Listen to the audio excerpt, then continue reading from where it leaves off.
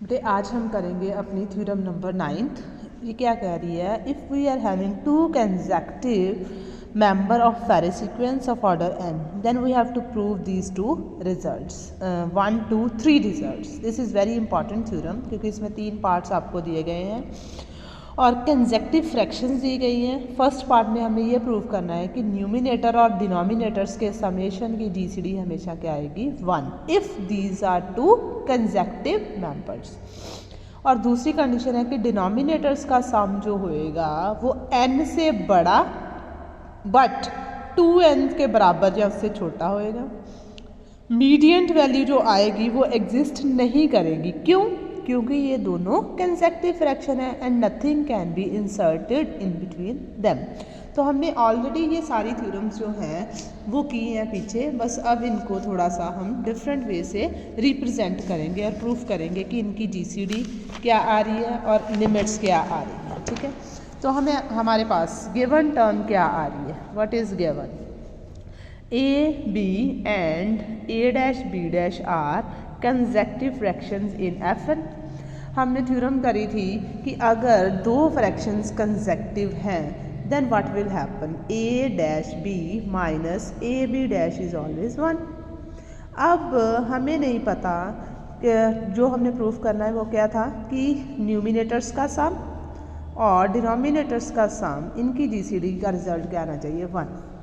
तो जब हम इसको शुरू करते हैं हम कॉन्ट्राडिक्शन से कर लेते हैं, हमें नहीं पता कि इनकी जीसीडी 1 है या नहीं। तो अगर मैं ये सपोज कर लूँ कि इनकी जीसीडी d है तो what it means, d will divide first number and d will divide second number also, right, b plus b dash. Similarly d will divide multiple of these numbers, इनको किसी भी number के साथ multiply कर दे।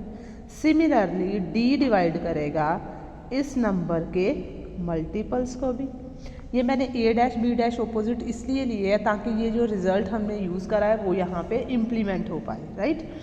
अगर d divide कर रहा है दो नंबर्स को तो d will divide their subtraction also, right, then d will divide subtraction of these two numbers. तो वो क्या आ जाएगी, a b dash plus a dash b dash minus a dash b minus a dash b dash. A dash b dash cancel हो गया बेटे, a b dash minus a dash b, result automatically ये वाला use हो जाएगा, it's value is 1। तो इसका मतलब d किसको डिवाइड कर गया 1 को, राइट। तो कौन सा नंबर है जो 1 को डिवाइड करता है, एक ही ऑप्शन बची हमारे पास, it is 1, d must be 1। तो यहाँ पे जो रिज़ल्ट हमने प्रूफ करना था पार्ट ए का वो प्रूफ हो गया। पार्ट ए में हमने यही प्रूफ करना था कि GCD of a plus a dash and b plus b dash is always 1। B part का रिज़ल्ट हमने क्या प्रूफ करना था कि ये जो हमारे पास डिनोमिनेटर्स का सम आया है इसकी वैल्यू n से बड़ी होएगी बट 2n के बराबर या उससे भी छोटी होगी, राइट। तो अब हमने ये बोला कि these are two consecutive fractions, right. अगर ये कंसेक्टिव हैं तो इनके बीच में कुछ भी इंसर्ट नहीं हो सकता, है ना। तो इसका मतलब ये हुआ कि a ओवर b के बीच में a प्लस ए डैश और b प्लस बी डैश अगर मैं इंसर्ट करूँ तो ये जो नंबर आएगा it doesn't belong to Farey sequence, right. अब ये ऑप्शन ये हमने पिछले आर्टिकल में भी किया था थ्योरम में। अब हमारे पास क्या केस बना कि ये जो फ्रैक्शन आई है या तो ये ग्रेटर देन 1 होगी, दूसरी ऑप्शन थी या फिर डिनोमिनेटर की वैल्यू ग्रेटर देन क्या आ जाएगी n आ जाएगी, ठीक है, sum of the denominator is greater than n। But अभी हमने क्या बोला, जितनी मर्जी फ्रैक्शंस हो किसके बीच में लाई करती हैं बेटे, ऑलवेज 0 और 1 के बीच में ही लाई करती है ना। और ये बात भी हमें पता है कि दो कंसेक्टिव फ्रैक्शन है तो a is always less than b। Similarly a dash is less than equals to b dash. इनका एडिशन करें तो a plus a dash less than b plus b dash आ जाएगी। इसको डिवाइड कर दें तो ये क्या आ जाएगा, a plus a dash over b plus b dash strictly less than 1 आ जाएगी। पर अभी तो हमने बोला कि इसकी वैल्यू ग्रेटर देन 1 होएगी, ये कॉन्ट्राडिक्शन आ गई। इसका मतलब सेकंड कंडीशन को मैं चेक करूँगी b plus b dash must be greater than n, पर वो भी पॉसिबल नहीं है ना। तो इसका मतलब हमारे पास एक ही ऑप्शन बची, दोनों में से एक केस होना था, either this case will handle और दिस केस विल हैंडल। तो b प्लस बी डैश क्या आ गया, ग्रेटर देन n आ गया। इसको रिवर्स करके लिखें तो कैसे लिख सकते हैं, n is less than b plus b dash. तो पार्ट ए हमारा जो है वो डन हो गया। अब मैंने ये प्रूव करना है कि इसका सम किससे लीस्ट आएगा, ईदर 2n और उससे भी छोटा। तो रिजल्ट्स क्या बनेंगे, अब हमारे पास ये फ्रैक्शंस जो थी a डैश b डैश, ये किसको बिलोंग कर रही है, fn को बिलोंग कर रही है।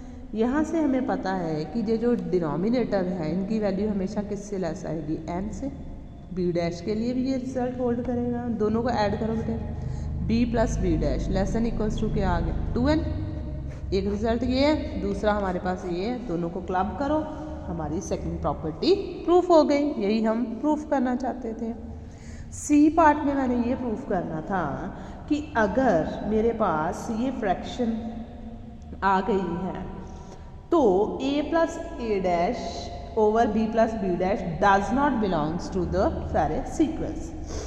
ठीक है, अगर मैं ये लेके चलूँ कि ये बिलोंग कर रहा है फेरेस सीक्वेंस को, तब क्या होना चाहिए, अगर ये इसको बिलोंग कर रहा है तो ऑब्वियसली इसकी वैल्यू किसके बीच में लाई करेगी, 0 और 1 के बीच में, right. a plus a dash over b plus b dash. साथ ही डिनोमिनेटर जो है it should be less than equals to n होना चाहिए, राइट। अभी हमने शुरू कहाँ से किया था कि a ओवर b और a dash b dash are consecutive fractions in fn। अगर ये कंसेक्टिव हैं तो पार्ट बी में तो अभी मैंने बोला कि जो b प्लस बी डैश है वो n से बड़ा है, यहाँ पे मैं कह रही हूँ n से छोटा है, कॉन्ट्राडिक्शन आ गई। तो इसका मतलब ये जो पार्ट है ये fn को बिलोंग नहीं करेगा। तो this is what we want to prove, हो गया। अब हमारे पास आ गई बेटे क्रॉलरी। क्रॉलरी क्या कह रही है कि अगर a dash b dash follow कर रहा है a b, इसका मतलब क्या हुआ, कंसेक्टिव फ्रैक्शंस हैं। अगर ये कंसेक्टिव फ्रैक्शंस हैं तो हम ये भी प्रूव कर सकते हैं कि n minus b is less than b dash less than equals to n। अभी हमने ये रिजल्ट प्रूव करा था ना कि n is strictly less than b plus b dash less than equals to 2n। दोनों साइड से n सब्ट्रैक्ट कर दें तो क्या बनेगा, n minus n b n minus part b से ही ये result n less than b plus b dash less than equals to 2n। तो n जो है वो किससे स्ट्रिक्टली लेस देन आ रहा है, b प्लस बी डैश से। b डैश को अगर हम इधर ले आएँ तो क्या बनेगा, n minus b b dash, right. तो ये एक कंडीशन हमारी बन जाएगी। a डैश b डैश किसका पार्ट था, फेरेस सीक्वेंस का। तो इसका डिनोमिनेटर जो है वो हमेशा किससे लेस आएगा, less than equals to n ही आएगा। अब इन दोनों रिजल्ट्स को क्या कर दो, आप क्लब कर दो, हमारा रिजल्ट बन गया, फाइन। नेक्स्ट इम्पॉर्टेंट थ्योरम है हमारे पास 10th थ्योरम। सारी की सारी थ्योरम्स ही बेटे इम्पॉर्टेंट हैं इसकी। थ्योरम 10th क्या कहती है, स्टेटमेंट देखिए बेटे, if a b and c d are Farey's fractions of order n such that no other Faraday fraction of order n lies between them, then we have to prove magnitude of a over b minus a plus c over b plus d is equals to 1 over b plus d less than equals to 1 over b times n plus 1. Similarly c over d minus a plus c over b plus d। तो हमारे पास क्या है, consecutive fractions बेटे दी हुई हैं a over b and c over d। तो इसका मतलब we can write them a over b less than c over d, या ऐसे भी पॉसिबल है क्योंकि हमें कंडीशन नहीं बोली, बस इतना बोला है दीज आर फेरेस फ्रैक्शन। तो ये भी पॉसिबल है कि c over d is following a over b, दोनों केसेस पॉसिबल हैं आपके पास, राइट। इसीलिए उन्होंने ये दोनों डिफरेंट पार्ट्स जो हैं वो सॉल्व करने के लिए बोले हैं कि हो सकता है a ओवर b बड़ा हो सकता है c ओवर d बड़ा हो, तो वो केस है, ठीक है। अब ये दोनों फेरेस फ्रैक्शंस हैं, हमने थ्योरम करी थी कि a डैश b, राइट, तो a dash b c minus a d is equals to 1 और AD minus BC is equals to 1। ठीक है, तो हमारे पास ये रिजल्ट्स तो हैं, तो AD माइनस BC भी लिख सकते हैं। वो क्या आ जाएगा, AD माइनस BC -1 आ जाएगा, या AD minus BC equals to 1। तो ये रिजल्ट बना कि AD minus BC can have value either 1 और +1। हम मैग्नीट्यूड की फॉर्म में भी इस रिजल्ट को लिख सकते हैं कि मैग्नीट्यूड तो 1 ही रहेगा। ये रिजल्ट अब हम यूज़ करेंगे।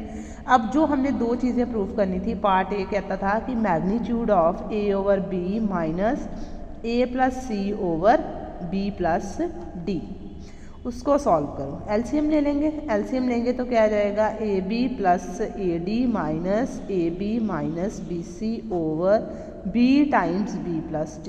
बिल्कुल सिंपल प्रॉपर्टीज़ हैं, कुछ नहीं इनमें करना हमने। अब AD माइनस BC, अभी हमने क्या प्रूव किया, it is 1, it's magnitude is 1, so we are left with the term AD minus BC mod over B times B plus D। तो ये क्योंकि पॉजिटिव ही रिजल्ट आना है, इसलिए हम इसका मॉड लिखें या ना लिखें, result will be positive. Magnitude AD minus BC हमने निकाला हुआ है, क्या वैल्यू है उसकी, AD माइनस BC 1, फाइन। तो ये रिजल्ट क्या आ जाएगा, 1 over B times B plus D। तो यही हमने प्रूव करना था पार्ट 1 में। अब यहाँ तक हमारा हाफ पार्ट जो है वो प्रूफ हो गया। उसके बाद उसने ये बोला है it should be less than equals to 1 over B times n plus 1। तो उसके लिए हमें ये पता है कि अगर ये दोनों कंसेक्टिव फ्रैक्शंस हैं तो डिनोमिनेटर्स का सम ग्रेटर देन n ही आएगा। अगर ये ग्रेटर देन n आ रहा है तो it can be written as greater than equals to if we add something here. अब दोनों साइड्स पे रेसिप्रोकल्स अगर हम अप्लाई कर दें तो इनइक्वालिटी जो हो जाएगी, चेंज हो जाएगी, 1 over B plus D less than equals to 1 over n plus 1, right, 1 over B plus D। तो यहाँ पे 1 over B plus D can be written as less than equals to 1 over B times n plus 1। This is what we want to prove. B part similarly solve हो जाना है आपका। वहाँ पे क्या है, C minus D minus A plus C over B plus D। तो इसमें भी एलसीएम लेंगे, सेम कॉन्सेप्ट यूज होएगा। चेंज क्या आ गया, यहाँ पे हमने A over B minus mediant value लिखी थी, यहाँ पे हमने C over D minus mediant value लिखी है। तो we can solve it easily. तो ये सारी की सारी जितनी भी हमारी थ्योरम्स हैं मोस्ट इम्पॉर्टेंट है।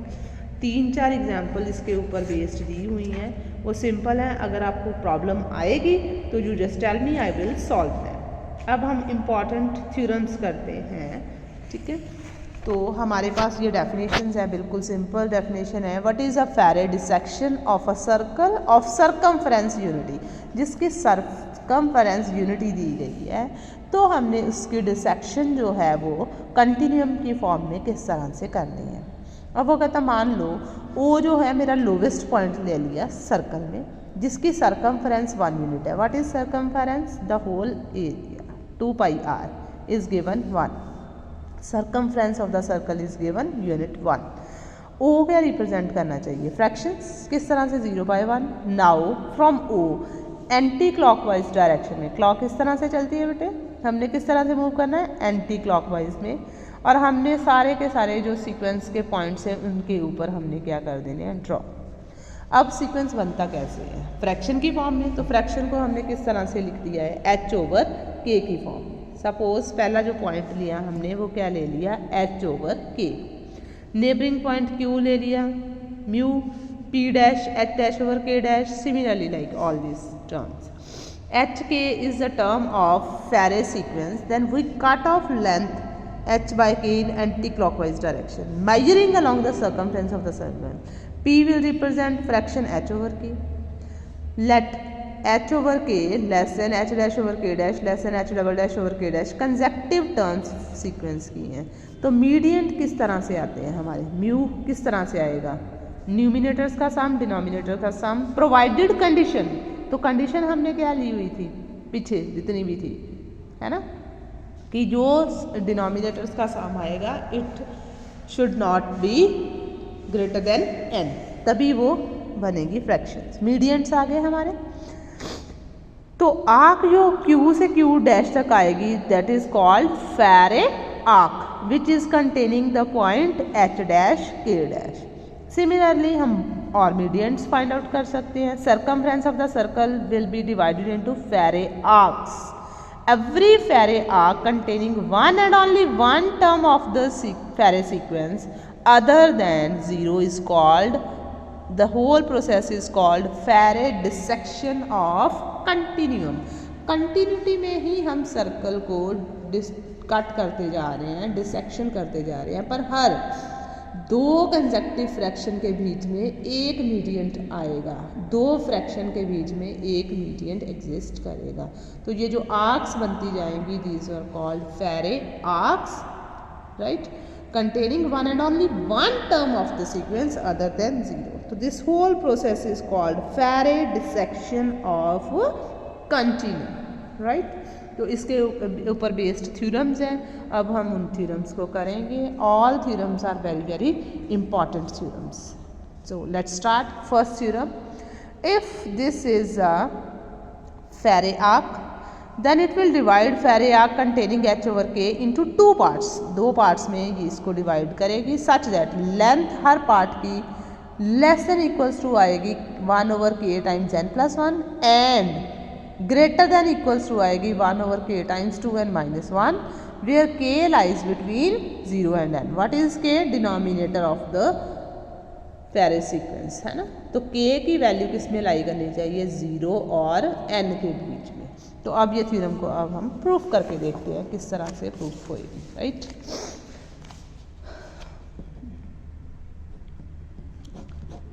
अब हमारे पास क्या था? H over K थी Faraday सीक्वेंस की टर्म, राइट। अब उसके हिसाब से ये मेरा सर्कल है ऑफ यूनिट सर्कमफरेंस, राइट। तो अगर यहाँ पे Q वैल्यू है मेरी म्यू, यहाँ पे Q डैश आ रहा है म्यू डैश, तो इसके बीच में एक फेरे टर्म जरूर होएगी point P H over K। तो अब मैंने ये बताना है कि ये जो इसके दो पार्ट्स बने हैं, एक पार्ट ये वाला आर्क का और दूसरा पार्ट ये वाला जो आर्क का, इसकी वैल्यू, इसकी लेंथ जो है एक पार्ट की लेस देन आएगी, दूसरे की greater than equal to some term आएगी जो उन्होंने एक्सप्लेन करा हुआ है प्रूफ करने के लिए, ठीक है। तो अब हम प्रूफ करते हैं।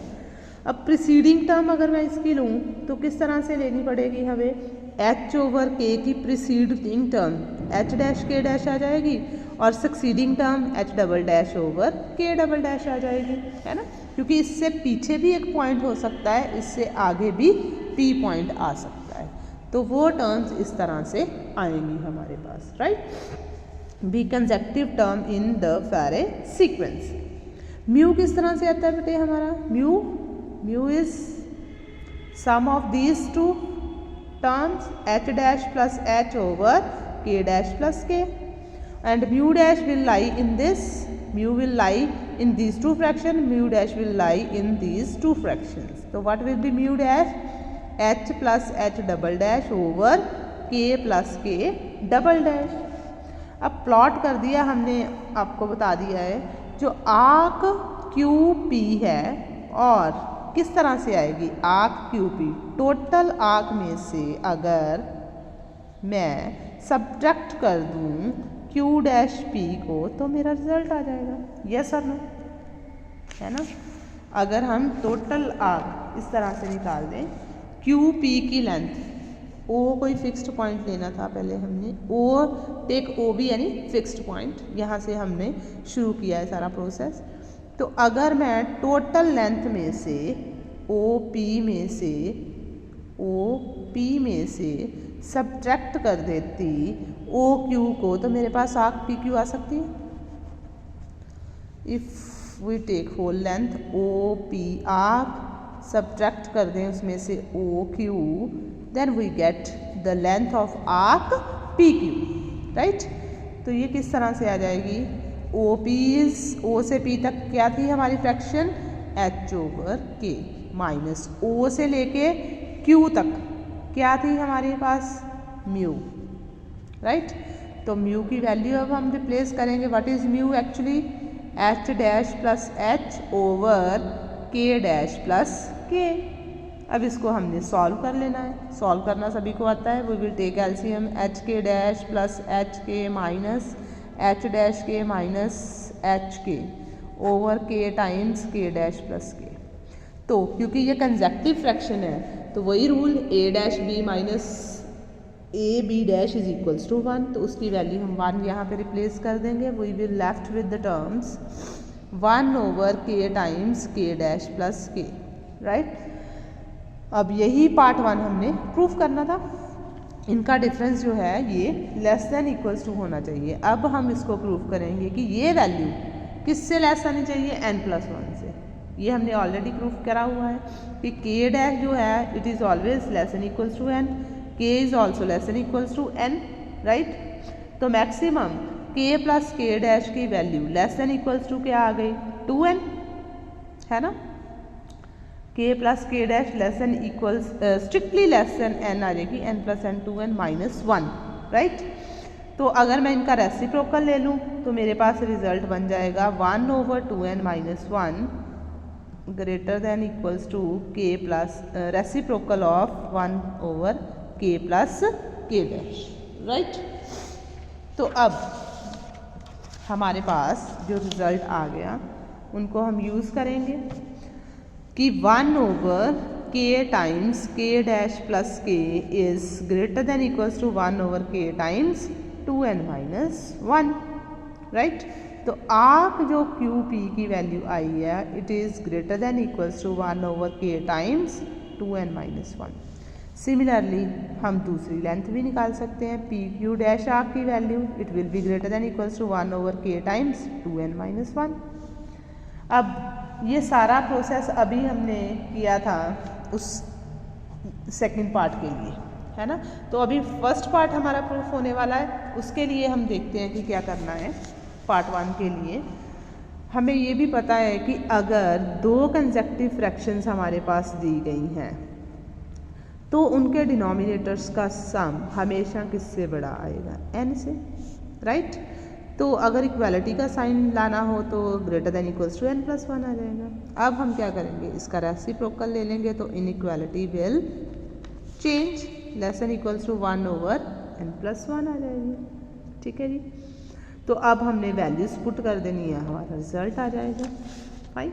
तो आर्क क्यू पी की लेंथ जो है वो less than equals to 1 over k times n+1 आ जाएगी। सिमिलरली अगर हमने पी क्यू डैश की आर्क लेंथ देखनी है तो वो भी क्या आ जाएगी, less than equals to 1 over k times n+1 आ जाएगी। तो इसका मतलब ये हुआ कि ये जो पॉइंट P है ये डिवाइड कर रहा है क्यू डैश आर्क को 2 हिस्सों में, जिसमें एक की लेंथ इससे छोटी आ रही है, दूसरे पार्ट की लेंथ इस टर्म से बड़ी आ रही है। This is our important theorem.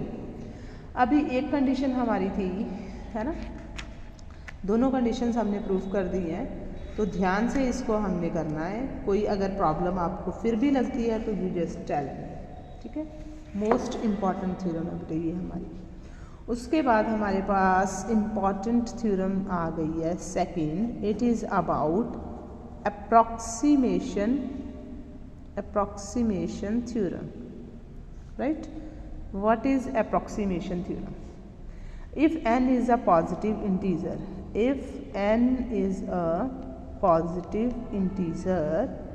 and x is any real number, then there exist, कहता n पॉजिटिव इंटीजर है, x कोई भी रैशनल नंबर अगर आपके पास है, then there exist rational number, तब rational number a over b exist करेगा, सच दैट क्या होगा तब अगर ये नंबर एग्जिस्ट कर गया तो x का डिस्टेंस जो हमने देखना है a ओवर b से वो कैसी वैल्यू लेगा, it will B less than b times n+1, और साथ ही b के ऊपर कंडीशन लगी हुई है कि इसकी वैल्यू स्ट्रिक्टली ग्रेटर देन 0 होगी, but it can be either equal to n और लेस देन n, फाइन। तो ये सिंपल केस है। अब केस 1 है, जो नंबर x है वो 0 भी तो हो सकता है, अगर वो 0 ही हो गया तो हमारा रिजल्ट बहुत इजी है, a over b can be written as 0 over 1। तो अब x minus a over b कितना इजी हो जाएगा फिर, 0 minus 0 over 1, it will be 0 which is always less than equals to 1 over b times n plus 1। ये number बड़ा ही आएगा 0 से ऑब्वियसली, क्यों, क्योंकि b के ऊपर कंडीशन लगी हुई है ना कि वो हमेशा पॉजिटिव ही है और less than equals to n lie करता है। अब बात आ गई हमारे पास कि अगर मेरे पास x नॉन ज़ीरो है तो क्या होएगा, नॉन ज़ीरो भी है और वैल्यूज़ 0 और 1 के बीच में ही लाई कर रही हैं, 0 और 1 के बीच में लाई कर रही हैं, तो it means I have option 1 कि मेरे पास ये सिस्टम बन गया एक कि हमने O से शुरू करके R पॉइंट तक जाना है एंटी क्लॉकवाइज डायरेक्शन। अब इसमें आर्क्स डिफरेंट ले ली हमने, Q पॉइंट ले लिया, इसमें P इसको सपोज डिवाइड कर रही है 2 डिफरेंट पार्ट्स आर्क्स में।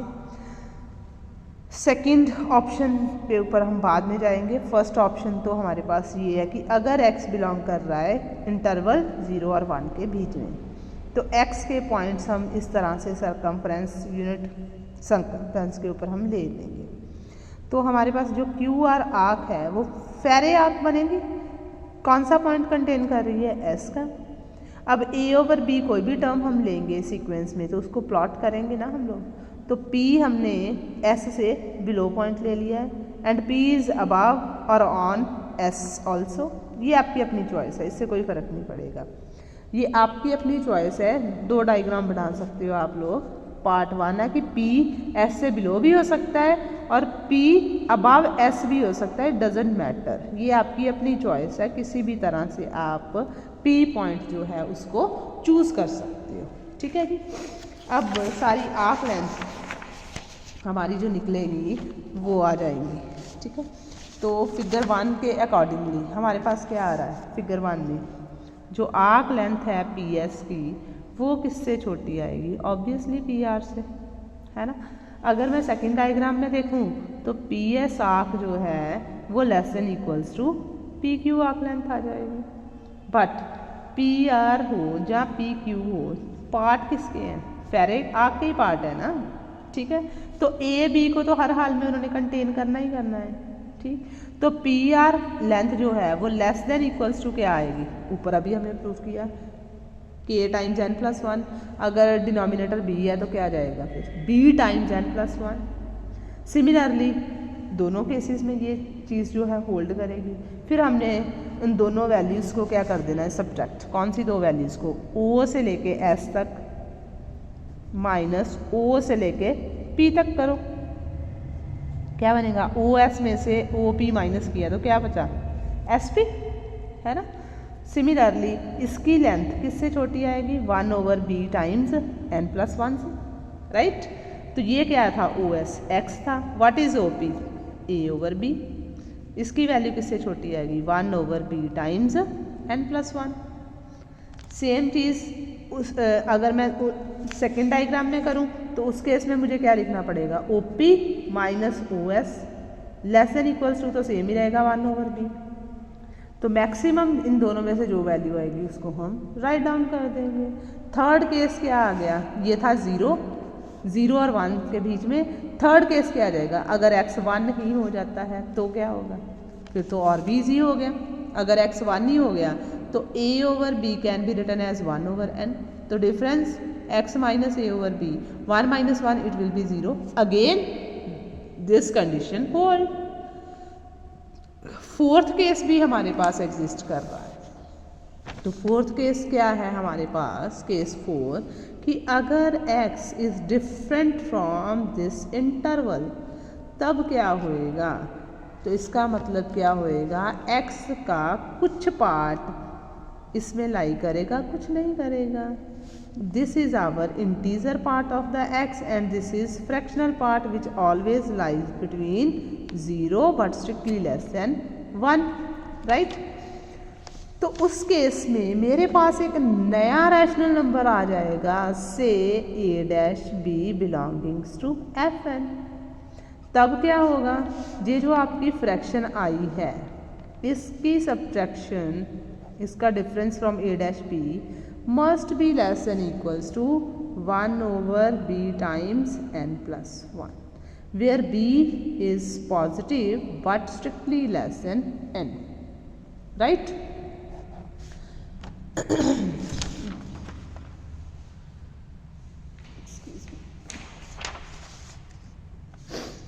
तो हमारे पास क्या केसेस बन गए? एक्चुअली नंबर का रियल आएगा integer part plus fractional part minus br plus a dash over b। इसका डिफरेंस भी किससे लेस देन इक्वल्स टू होना चाहिए? 1/b टाइम्स n प्लस 1 से, और b की वैल्यूज पॉजिटिव तो हैं ही, n और n के less than equals to n possible है। अब ये नंबर क्या बना बेटे? What is this number? This is number x। What is this? This is a fraction. Fraction can be written as a/b, है ना, less than equals to 1/b times n plus 1, where b lies between these two term. तो ये हमने एक इसका नाम रखा br plus a dash का, ठीक है, रैशनल नंबर ही है। तो किसी भी तरह से अगर हमने कि चाहे x 0 हो, चाहे x बिलोंग करे 0-1 के बीच में, चाहे x 1 के इक्वल हो, या फिर x does not belong to this interval, हर एक केस में x का डिफरेंस इस फेरे फ्रैक्शन से जो आएगा less than equals to 1/b times n plus 1 ही आएगा। b के ऊपर कंडीशन हमेशा रहेगी कि it is strictly positive number less than equals to n। इसकी क्रॉलरी बिल्कुल सिंपल है, उसमें अब थोड़ी सी चेंज कर दी है कि अगर हमने ये अब प्रूफ करना है कि difference of x minus a/b strictly less than 1/b square, कब? If x is a real number and a/b is any rational number. तो ये क्रॉलरी इसका सब पार्ट प्रूफ करेंगे। अभी हमने ये तो प्रूफ कर ही दिया है कि ये पार्ट तो है ही। अब b जो है वो किससे लेस देन इक्वल्स टू आ रहा है? n से। स्ट्रिक्टली लेस किससे आ जाएगा? n प्लस 1 से। तो इसका मतलब b जो है strictly less than n plus 1 है। रेसिप्रोकल ले लें इसका, तो 1/b greater than 1/n plus 1। Reverse में लिखो तो क्या लिख सकते हो? 1/n plus 1 less than 1/b। तो 1/b की जगह पे हम क्या लिख सकते थे? Greater than 1/n plus 1। अगर वो कहता है n प्लस 1 का होल स्क्वायर चाहिए, अब वो क्या चाहता है? b का स्क्वायर चाहिए। तो 1/n plus 1 is less than 1/b, तो क्या आ जाएगा? Less than 1/b into 1/n plus 1 less than 1/b। हो गया proof? x minus a/b less than 1/b square. Easy. चलो थर्ड थ्योरम, जो आपकी बेटे थर्ड थ्योरम है वो भी सिंपल इसी के ऊपर बेस्ड है, सिर्फ चेंज देखो स्टेटमेंट में, एक ही चेंज है। एक्साइज रियल एंड इरेशनल, हमने पिछला किसके ऊपर प्रूफ करा था? रैशनल नंबर पे। अब क्या आ गया? Irrational number. तो कहता है infinitely many distinct rational number exist करेंगे जिनका डिफरेंस क्या आएगा? हमेशा strictly less than 1/b square, right. तो ये उसी के ऊपर बेस्ड थ्योरम है, इसमें आपको कोई प्रॉब्लम नहीं आएगी।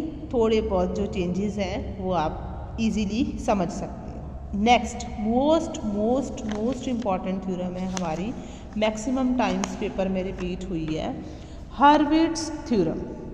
हर्विट्ज़ थ्योरम क्या कहती है? कोई भी रैशनल नंबर आपको दिया है, इर्रेशनल नंबर। अब ये दोनों थ्योरम आपकी इरेशनल नंबर पे थी, उससे पिछली आपकी रैशनल नंबर्स के ऊपर थी। दो थ्योरम रैशनल के ऊपर थी और दो थ्योरम आपकी इरेशनल नंबर्स के ऊपर है। तो ये बाय नेम आपको थ्योरम पेपर में आ सकती है। Hurwitz theorem says any irrational number xi is given, there exist infinitely many rational numbers such that difference of irrational number and rational number always strictly less than 1/√5 times k square। तो अब हमने ये proof करना है। Maximum times ये आपको theorem आती है। इसमें हम पहले लेमा प्रूफ करेंगे, फिर हम थ्योरम प्रूफ करेंगे। तो लेमा भी आपको लर्न करना है। व्हाट इट सेज कि x and y are two positive integer, not both the inequalities. एक इनइक्वालिटी होल्ड करेगी या फर्स्ट वाली या सेकंड वाली। तो फर्स्ट इनइक्वालिटी क्या कहती है, reciprocal of x y is always greater than equals to 1/√5 times 1/x² plus 1/y² and 1/x times x plus y greater than equals to 1/√5 1/x² plus 1/x प्लस y² can hold. इन दोनों में से एक एक टाइम पे hold करेगी, दोनों होल्ड नहीं कर सकती। तो इसको हम प्रूफ करते हैं शुरू। इनइक्वालिटी पहली क्या है हमारे पास, 1/xy greater than equals to 1/√5 times 1/x² plus 1/y²। अगर मैं एलसीएम ले लूँ इनइक्वालिटी को सॉल्व करने के लिए तो किस तरह से रिजल्ट बन सकता है हमारे पास, it will be 1/xy greater than equals to 1/√5 y² plus x² over xy का होल स्क्वायर, राइट। तो एक पावर कैंसिल हो सकती है, यहाँ से क्या आ जाएगा, √5 xy greater than equals to x² plus y², right. First equality को अभी हम सॉल्व कर रहे हैं। अब सेकेंड इनइक्वालिटी ने क्या कहा था, and 1/x times x plus y greater than equals to 1/√5। अब x प्लस वाई आ गया है y की जगह पे, right. 1/√5 time 1/x² plus 1/x plus y का होल स्क्वायर। इसको भी सॉल्व करें तो मेरे पास रिजल्ट क्या बनेगा, एलसीएम लेने के बाद x² x ये एक कैंसिल हो जाएगा, फिर से same result √5 times x plus y greater than equals to x² plus x plus y का होल स्क्वायर। दोनों इनइक्वालिटीज़ को अगर हम ऐड कर दें तो रिजल्ट क्या बन जाएगा, लेफ्ट साइड पे लेफ्ट ऐड हो जाएगी, राइट पे राइट ऐड हो जाएगी।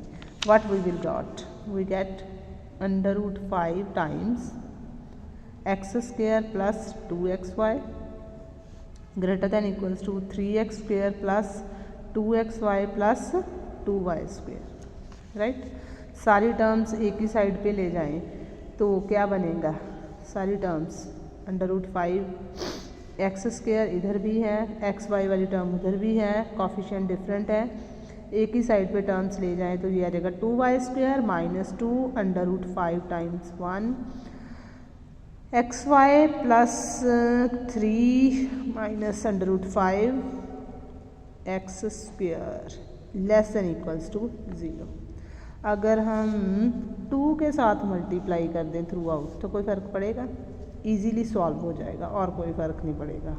4y² minus 4 √5 minus 1 xy plus 6 minus 2 √5 x² less than equals to 0। तो ये रिज़ल्ट हमारे पास बन रहा है अभी तक लेमा में।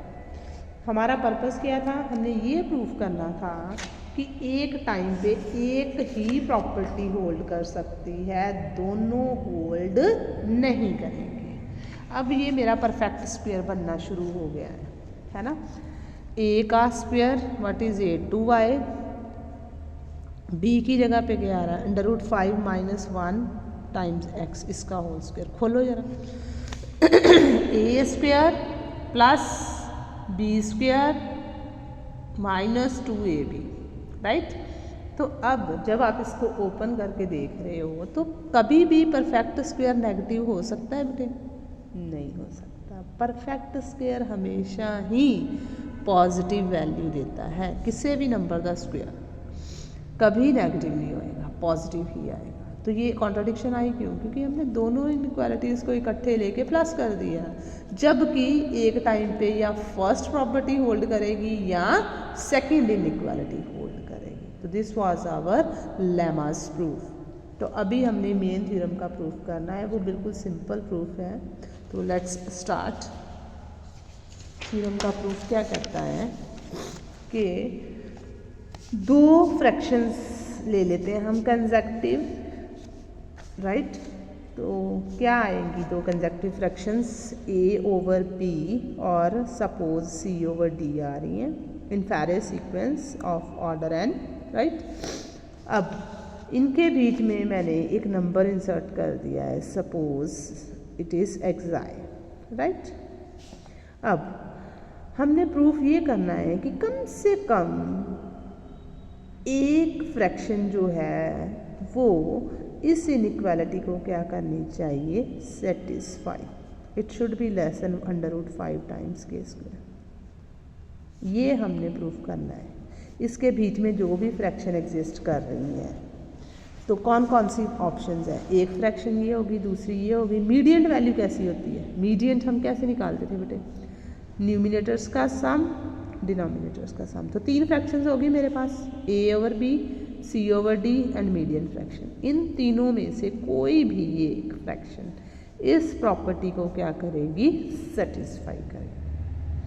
तो अगर मैं ये मान लूँ कोई फ्रैक्शन इसको सेटिस्फाई नहीं कर रही, इस इक्वेशन को, तो क्या होगा, a/b less than a + c/b + d less than c/d, है ना।